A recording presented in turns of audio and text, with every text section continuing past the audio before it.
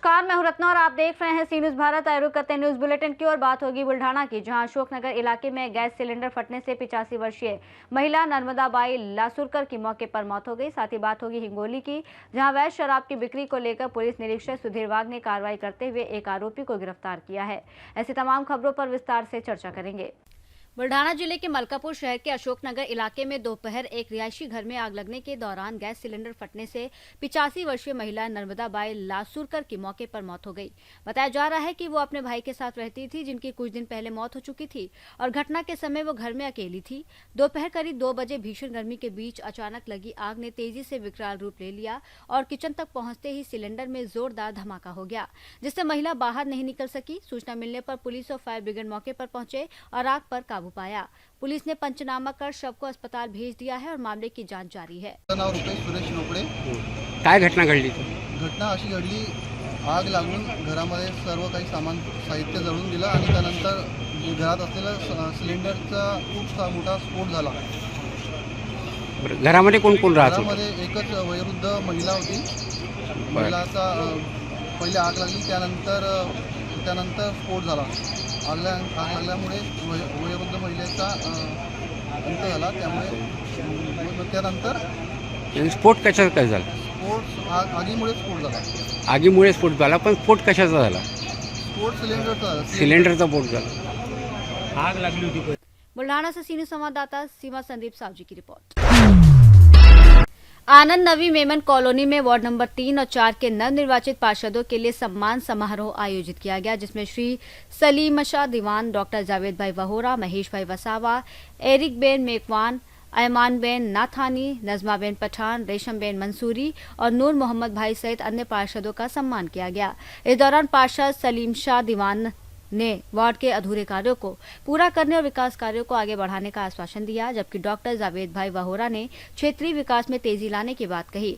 अन्य पार्षदों ने भी मतदाताओं का आभार जताया। कार्यक्रम का संचालन आनंद मेमन जमात के पदाधिकारियों और युवाओं द्वारा किया गया और अंत में फारूक भाई मेमन ने आभार व्यक्त किया।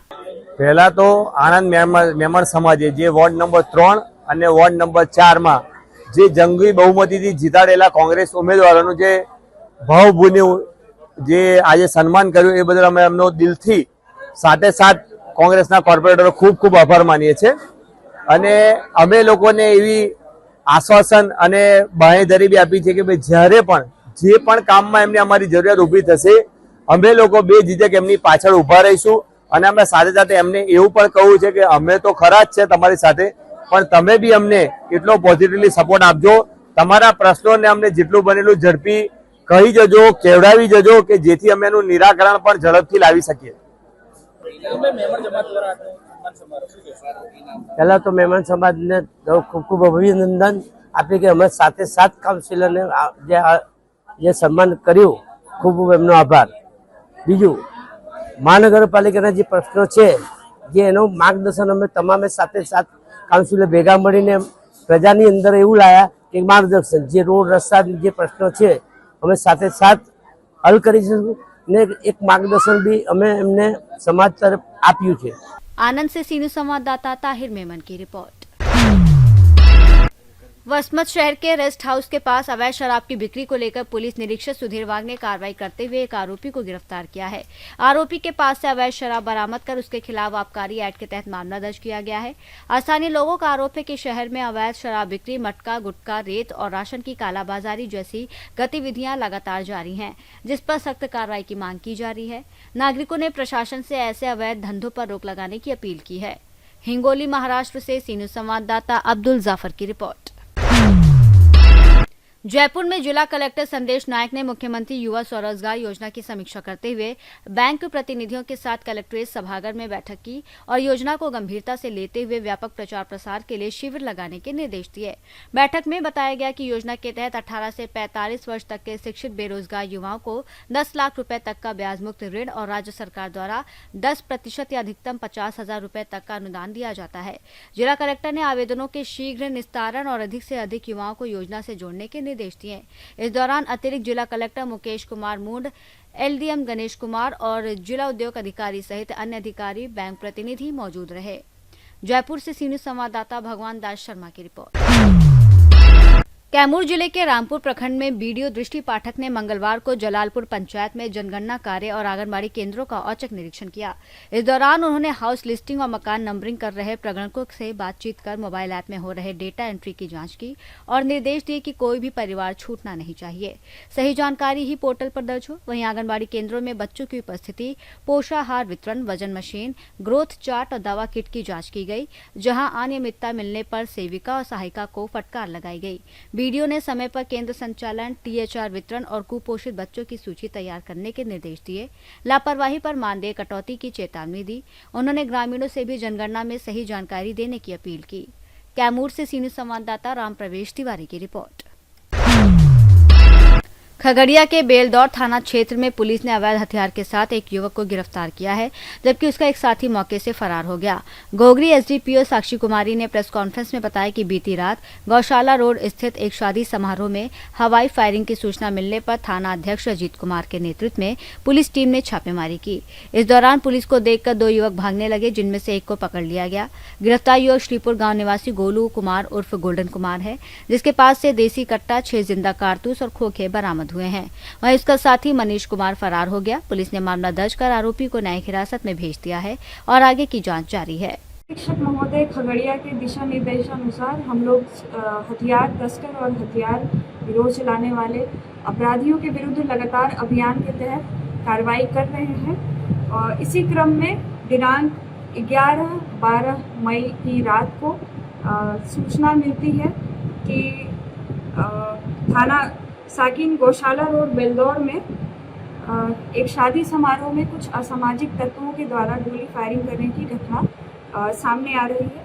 प्राप्त सूचना के आधार पर थानाध्यक्ष बेलदौर ने एक टीम का गठन किया और इन्होंने त्वरित छापामारी की, जिस टीम में पोनी अभिषेक कुमार, पोनी विकास कुमार, पोनी आलमगीर, राहुल कुमार सशस्त्र बल के साथ तुरंत उस शादी समारोह में पहुंचे और वहां गोली फायरिंग करते हुए 2 व्यक्ति पुलिस बल को देखकर भागने का प्रयास करने लगे और जिसमें एक व्यक्ति गोलू कुमार उर्फ गोल्डन कुमार, उम्र 23 वर्ष, पिता श्रीराम बहादुर शाह, साकिन श्रीपुर, थाना बेलदौर, जिला खगड़िया को पकड़कर पुलिस अभिरक्षा में लिया गया तथा एक व्यक्ति मनीष कुमार, उम्र 25 वर्ष, पिता नंदलाल यादव, साकिन, थाना बेलदौर, जिला खगड़िया, मौका का फायदा उठाते हुए भागने में सफल रहा है और पकड़ाए गए व्यक्ति गोल्डन कुमार को की कमर से हमने अवैध आग्नेयास्त्र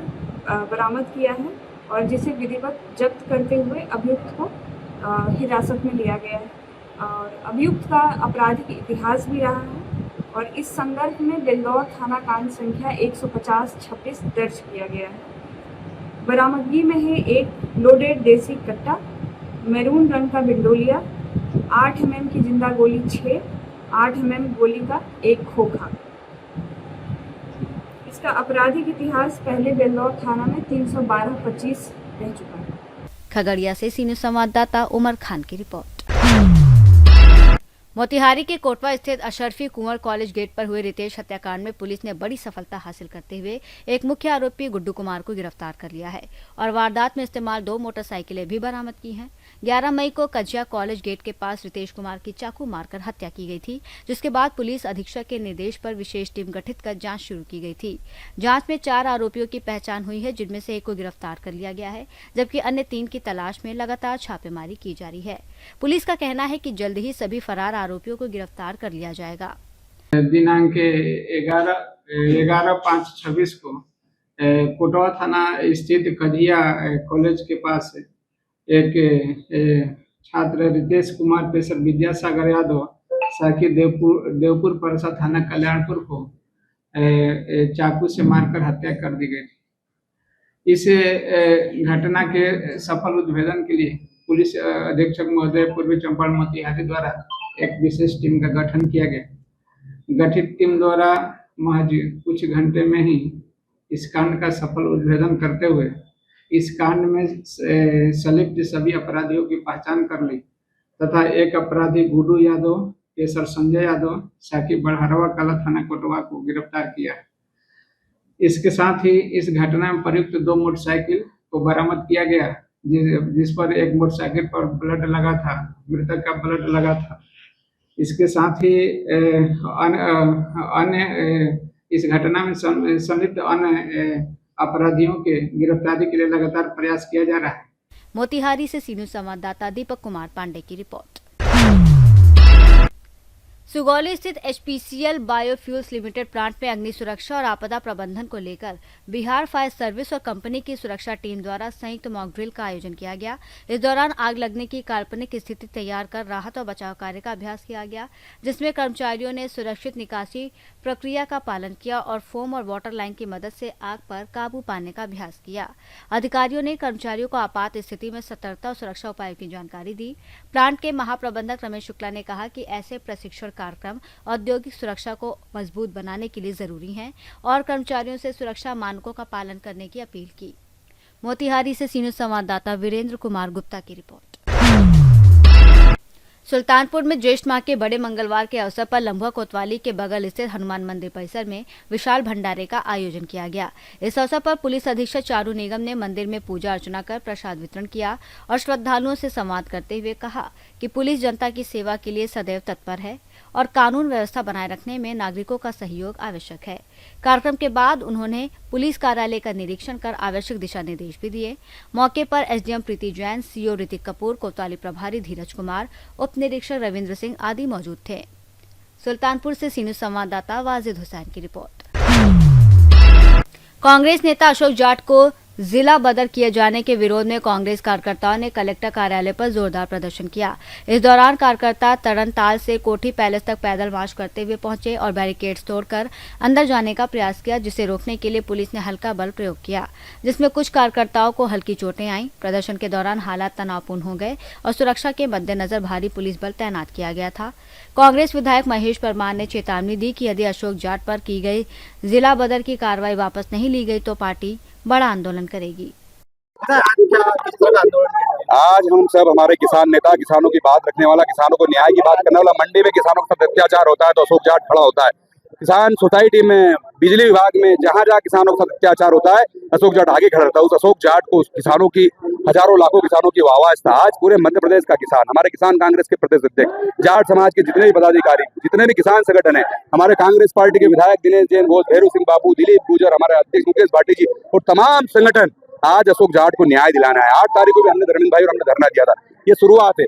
जैसा भी सभी किसान संगठन और कांग्रेस पार्टी के साथी सब मिलकर तय करेंगे, हम आगे निर्णय लेंगे। आपके माध्यम से मुख्यमंत्री जी और शासन प्रशासन, कलेक्टर साहब, एसपी साहब, सुन लो, ये किसान है, शुरुआत है।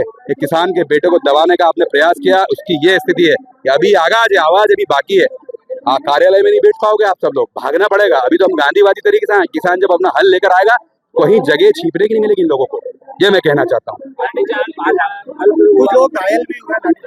अब ये तो इतने नामर्द लोग हैं कि किसान के बेटों को और जवानों को उन पे ही लाठीचार्ज कर सकते हैं। जहाँ गैंगवार हो रही है, जहाँ लूट हो रही है, जुआ हो रहा है, सट्टा हो रहा है, खनिज माफिया, शराब माफिया, भू माफिया और माँ बहनों की अस्मिता लूटने वाले वो गुंडे, उन पे लाठीचार्ज नहीं कर सकते। ये तो धिक्कार है इन लोगों का, तो जमीर और स्वाभिमान मर गया जिन लोगों ने लाठीचार्ज किया। धिक्कार, सर माना चाहिए। और मुख्यमंत्री, आप स्वयं गृह मंत्री है, क्या संदेश देना चाहते हैं किसान के बेटे को झूठी जिला बदल करके? अभी तो शुरुआत है। इस भारतीय जनता पार्टी और किसान विरोधी सरकार का अंत यही उज्जैन से, बाबा महाकाल की नगरी से, किसानों के हाथों से ही होगा। हमारे किसान नेता अशोक जाट के ऊपर जो हमारे यहाँ के कलेक्टर महोदय जो जिला बदर की कार्रवाई की, उसको लेकर आज पूरी कांग्रेस पार्टी, पूरी किसान समाज कौम पूरी यहाँ उपस्थित है। मैं तो कलेक्टर साहब से एक बात कहना चाहती हूँ कि आपको तो अशोक जाट का धन्यवाद करना था। अशोक जाट जो किसानों के सम्मान के लिए खड़े रहते, किसानों की आवाज उठाते, जो किसानों की लड़ाई लड़ते, जो चीज आप जो चोरी अशोक जाट ने पकड़ी, जो चोरी आप नहीं पकड़ पाए, वो हमारे अशोक जाट ने पकड़ ली। माननीय कलेक्टर महोदय, कान खोल के सुन लो कि आप जो किसी सत्ता विशेष के पीछे रह के जो आप कार्रवाई कर रहे हो, जो आप किसी सरकार के एजेंट बन के कार्रवाई कर रहे हो ना, ये आपकी कार्रवाई से, कांग्रेस पार्टी है, ये किसान नेता है, ये आपकी कार्रवाई से नहीं डरने वाले। माननीय कलेक्टर महोदय, आप कान खोल के सुन लो कि आपने जिस संविधान की शपथ ली है, जिस लोकतंत्र जिंदा होने का जो सबूत है, वो आप मिटाना चाहते हो। माननीय कलेक्टर साहब, आप कितने किसानों पे को जिला बदर करेंगे? किस तरह का आंदोलन किया? आज अशोक जाट के ऊपर जो जिला बदर की कार्रवाई वो वापस लेने के लिए किया गया। जब तक कलेक्टर साहब किसानों के ऊपर, जो हमारे किसान नेता अशोक जाट के ऊपर से जिला बदर की कार्रवाई नहीं लेते, तब तक हमारे किसान पूरी सड़कों पर रहेगी और आगे तक संघर्ष करेगी। सुश्री राधा भीमराज मालवी, जिला पंचायत सदस्य और प्रदेश महासचिव मध्य प्रदेश युवा कांग्रेस। घटनाक्रम क्या हुआ, उधर से पुलिस ने लाठीचार्ज करी और धक्का मुक्की हुई, तो गिरने के बाद मेरे को लग गई। कहाँ पर लगी है? क्या और भी लोगों को लगी आपके साथ किसी बात? या मेरे को मैं तो ऐसे लगते ही इधर निकल आया, किसी को लगी हो क्या? देवराम जाट। कहाँ से आए? देवनखेड़। उज्जैन से सीनू संवाददाता सुरेश जाटवा की रिपोर्ट। कपूरथला में भद्रकाली माता जी की भव्य शोभा यात्रा बड़े ही श्रद्धा और उत्साह के साथ निकाली गई। इस धार्मिक आयोजन में हजारों की संख्या में श्रद्धालु शामिल होकर माता रानी के जयकारों के साथ पूरे वातावरण को भक्तिमय बना दिया। शोभा यात्रा के दौरान सजे धजे रथ, धार्मिक झांकियां और भजन कीर्तन लोगों के आकर्षण का केंद्र बने रहे। यात्रा का जगह जगह श्रद्धालुओं पर पुष्प वर्षा की गई। आज ਅਸੀਂ ਕਪੂਰਥਲਾ ਸ਼ਹਿਰ ਵਿੱਚ ਆਏ ਹਾਂ। ਇੱਥੇ ਭद्रकाली ਮਾਤਾ ਦਾ ਮੇਲਾ ਚੱਲ ਰਿਹਾ ਹੈ। ਜਿਹੜੀਆਂ ਵੀ ਝਾਕੀਆਂ ਇੱਥੋਂ ਆਪਣੇ ਕਾਲਾਮਾਰ ਗਾਰਡਨ ਤੇ ਅਸੀਂ ਖੈਰ ਪਹੁੰਚਾਂਗੇ ਔਰ ਸ਼ੇਖੂਪੁਰ भद्रकाली ਮਾਤਾ ਜੀ ਦੇ ਮੰਦਰ ਤੱਕ ਪਹੁੰਚਣਗੀਆਂ। ਜਿਹੜਾ ਜਿੱਥੋਂ ਵੱਖ-ਵੱਖ 4 ਕਿਲੋਮੀਟਰ ਦਾ ਸਫ਼ਰ ਪੈਂਦਾ ਤੇ ਰਸਤੇ ਵਿੱਚ ਕਾਫੀ ਜਗ੍ਹਾ ਤੇ ਲੰਗਰ ਵਗੈਰਾ ਵੀ ਚੱਲਦੇ ਪਏ ਆ। ਸਫਾਈ ਦਾ ਪੂਰਾ ਧਿਆਨ ਰੱਖਿਆ ਗਿਆ ਔਰ ਪ੍ਰਸ਼ਾਸਨ ਜਿਹੜਾ पूरा स्तर का शोभा यात्रा जी बहुत जबरदस्त यात्रा होती है, जी कि कपूरथला के आले दुआले एरिए के काफी शहरों के लोग इतने आते हैं और लोग। मैं अश्विनी शर्मा, सीनियर भारत, पंजाब। कपूरथला से सीनियर संवाददाता अश्विनी शर्मा की रिपोर्ट। लातेहार के सदर प्रखंड कार्यालय में विधायक प्रकाश राम की अध्यक्षता में आयोजित जनता दरबार में भूमि विवाद सहित 100 से अधिक मामलों की सुनवाई की गई। कार्यक्रम की शुरुआत दीप प्रज्वलन से हुई, जिसमें अंचल अधिकारी नंद कुमार राम, बीडीओ मनोज तिवारी और अन्य प्रशासनिक और पुलिस अधिकारी मौजूद रहे। जनता दरबार में पूर्व निर्देशों के अनुपालन नहीं होने पर विधायक ने संबंधित कर्मियों को फटकार लगाते हुए मामलों के त्वरित निष्पादन का निर्देश दिया। मौजा तापा खास से जुड़े रहती भूमि विवाद पर हरका निवासी जरासंत कुमार ने फर्जी तरीके से भूमि को खास महाल में बदलकर अवैध बिक्री का आरोप लगाया, जिस पर विधायक ने तत्काल रजिस्ट्री पर रोक लगाने और निष्पक्ष जांच के निर्देश दिए। उन्होंने स्पष्ट कहा कि सीएनटी एक्ट की भूमि पर किसी भी प्रकार की अवैध खरीद बिक्री बर्दाश्त नहीं की जाएगी और दोषियों पर कार्रवाई होगी। आज का जो जनता दरबार लगा उसमें कितने मामलों का निपटारा हुआ और कितने आवेदन आए थे? लगभग आज जनता दरबार में लगभग 100 से अधिक आवेदन आए और पेयजल और जमीन से संबंधित जो है आवेदन अधिक प्राप्त हुए हैं और मैक्सिमम जो आवेदन आए हैं, हमारा प्रयास रहा है कि सभी आवेदन जो है निष्पादन हो जाए, यह हमारा प्रयास है और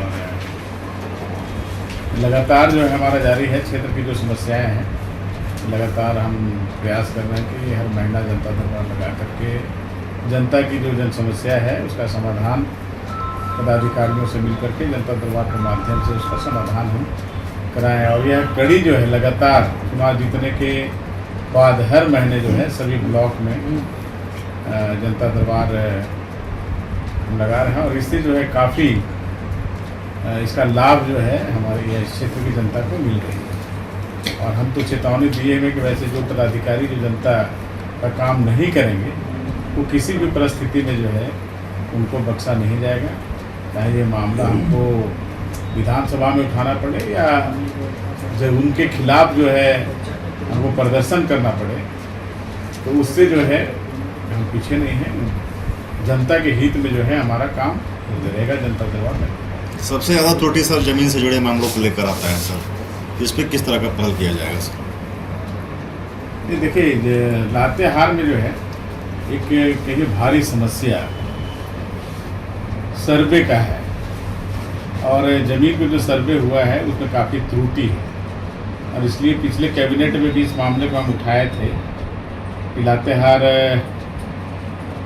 जिले में जो है फिर से मिनी सर्वे करा करके ज़मीन में जो त्रुटि है उसको ठीक किया था और कैबिनेट में पास भी किया था।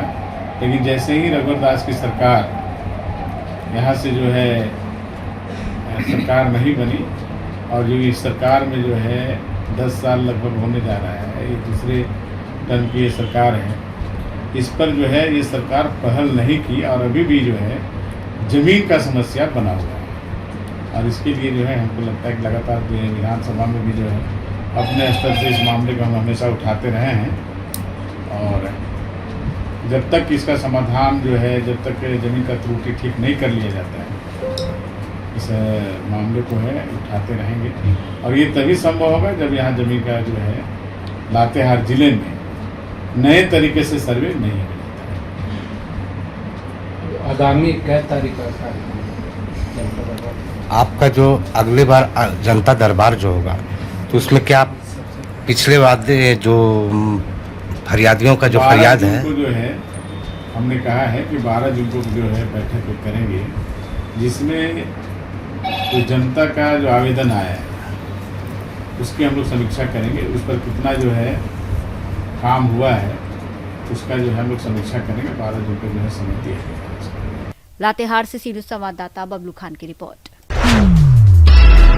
रांची के खलारे स्थित धमधीमिया निवासी राजेश कुमार, जिन्हें आकांक्षा हनी के नाम से भी जाना जाता है, पिछले 20 सालों से इटालियन मधुमक्खी पालन के क्षेत्र में सक्रिय हैं और वर्तमान में उनके पास करीब 500 मधुमक्खी बॉक्स है, जिसमें वो बड़े पैमाने पर शहद उत्पादन कर रहे हैं। वो उत्पादित शहद को थोक में कंपनियों को बेचने के साथ साथ मधुमक्खियों को बिक्री से भी आय अर्जित करते हैं। राजेश कुमार के अनुसार मधुमक्खी पालन में माइग्रेशन बेहद जरूरी है, जिसके तहत वो मौसम और फूलों की उपलब्धता के अनुसार झारखंड, छत्तीसगढ़, राजस्थान और बिहार सहित विभिन्न राज्यों में मधुमक्खी बॉक्स ले जाकर शहद उत्पादन बढ़ाते हैं। उन्होंने बताया कि करंज फूल के बाद 4 महीने का ऑफ सीजन रहता है, जिसमें मधुमक्खियों को विशेष देखभाल दी जाती है। उनका कहना है कि ये व्यवसाय मेहनत और सही प्रबंधन से लाभकारी साबित हो सकता है और युवाओं को इसमें आगे आना चाहिए। मेरा नाम राजेश कुमार हो गया और हम धमधमिया खलारी रांची के हैं। धमधमिया में मेरा घर हो गया और धमधमिया में मक्खी पालन जो शुरू किए थे, आज 20 साल से मक्खी पालन हम शुरू किए हुए हैं। आज हमारे यहाँ 500 कॉलोनी मेरे पास है, 500 कॉलोनी मेरे पास है। और कहाँ कहाँ ले जाते हैं माइग्रेशन में? माइग्रेशन कराने के लिए सबसे फर्स्ट में हम लोग को ज़रूरत पड़ता है नवंबर दिसंबर, जो हम लोग जो है रखते हैं आपको मनिका क्षेत्र में, जो पलामू क्षेत्र है वहाँ मिल जाता है आपको बन तुलसी मिल जाता है। बन तुलसी का अच्छा मधु होता है, क्वालिटी का मधु होता है वहाँ बन तुलसी का। उसके बाद हम लोग छत्तीसगढ़ चले जाते हैं, वहाँ ले जाते हैं सरबूजा का मधु निकालने के लिए। उसके बाद 1 महीना के बाद हम लोग जनवरी में चले जाते हैं राजस्थान, भरतपुर, तो वहाँ सरसों का मस्टर्ड हनी निकालते हैं। वहाँ निकालने के बाद फरवरी महीना में हम लोग चले जाते हैं, मार्च महीना में मुजफ्फरपुर, जो लीची के शहद निकालते हैं। उसके बाद लीची के शहद निकालने के बाद अप्रैल महीना में हम लोग फिर चले आते हैं झारखंड, जो कि बहुत अच्छी क्वालिटी का करंज का शहद यहाँ हम लोग प्राप्त निकालते हैं। और कितना साल में आप लोग का हनी बेच लेते हैं? हम लोग साल में प्रति बॉक्स को माइग्रेशन काट करके, लेबर काट करके हर साल पूरा माइग्रेशन करते हैं, स्टाफ खर्च देते हैं, लेबर खर्च देते हैं, ट्रक भाड़ा देते हैं। उसके बाद हम लोग को 5 लाख रुपये हर बक्सा 1000 बचता है, तो 500 बक्सा 5 लाख रुपये बच जाता है। मोटा मोटी कितना टन निकलता होगा? मोटा मोटी मान के चलिए 15 से 20 टन आइए जाता है लगभग। एक बक्सा से मान के चलिए आपका एक बक्सा से 40 से 45 केजी एक साल में मधु देता है, 40 से 45 केजी। और मक्खी भी हम लोग बेच लेते हैं। अभी करंज का आप लोग बसिया में है? अभी हम लोग करंज का बसिया में, कोनबीर में है, गुमला जिला में। इसके बाद फिर कहाँ जाइएगा? अच्छा क्वालिटी का मधु होता है। इसके बाद निकालने के बाद हम लोग रामगढ़ के क्षेत्र में चले जाते हैं, जहाँ आपको ऑफ सीजन हो जाता है बरसात, तो वहाँ खेती होती है आपको मक्का का। तो मक्का के पोलन मिलता है जो रानी खाती है, रानी पोलन खाने के बाद वो अंडा देती है। उसके बाद हम लोग ऊपर से नेक्टर देते हैं। जो उत्पादन करते हैं मधु, उसके बाद फिर उसको बेचने के लिए क्या करना पड़ता है? बेचने के लिए एजेंट लोग को पता रहता है। इतने साल से हम लोग हर महीना में मान यहाँ पे एजेंट घूमते रहता है, और जो एजेंट आया अच्छा को रेट दिया उसको हम लोग दिए। मगर वही होता है कि 6 महीना के बाद पैसा मिलता है, 4 महीना के बाद पैसा मिलता है। इसका कोई नहीं, इतना मेहनत करके हम लोग काम करते हैं, मगर औने पौने दाव में हम लोग मधु बेच देते हैं। झारखंड सरकार से आप क्या झारखंड सरकार से हम अपेक्षा यही करते कि हमारे मधु जो है झारखंड सरकार ले ले और अपने स्तर से उसको, जिस तरह से दूध का शेयर कर लिए है, फिर आपका धान का हो गया, उसी तरह मेरा मधु का हो जाए तो बहुत अच्छा था। और इसको तो हम तो ये बोलेंगे कि मधु हर स्कूल में हर बच्चों को लगभग 1 चम्मच प्रार्थना के बाद या जाने समय अगर दिया जाए तो बहुत अच्छी बात होगी। और करंज का मधु बहुत अच्छे प्रकार का है, और करंज का पेड़ भी बहुत कटना शुरू हो गया। करंज का पेड़ नहीं कटना चाहिए। करंज से हमको 7 से 8 फायदा है। आम से एक ही फल मिलता है, बाकी करंज से 8 फायदा है। उससे दतवन ले लेते हैं, फूल होता है तो मधु अमृत ले लेते हैं, अमृत के बाद फिर उसका बीज होता है तो उससे तेल ले लेते हैं, उसका साबुन ले लेते हैं, और उसका फूल से हम लोग यहाँ जो बाहर का लेकर रखती है लोग, उसका आपका खेत में डालते हैं और खाद ले लेते हैं। इसलिए हम सरकार से निवेदन करेंगे करंज के पेड़ कटने नहीं दें जहाँ तक कि लगाया जाए। खूंटी से सी न्यूज़ संवाददाता शहीद अंसारी की रिपोर्ट। बुलेटिन में फिलहाल इतना ही। देश और दुनिया की तमाम बड़ी खबरों के लिए देखते रहिए सी न्यूज़ भारत।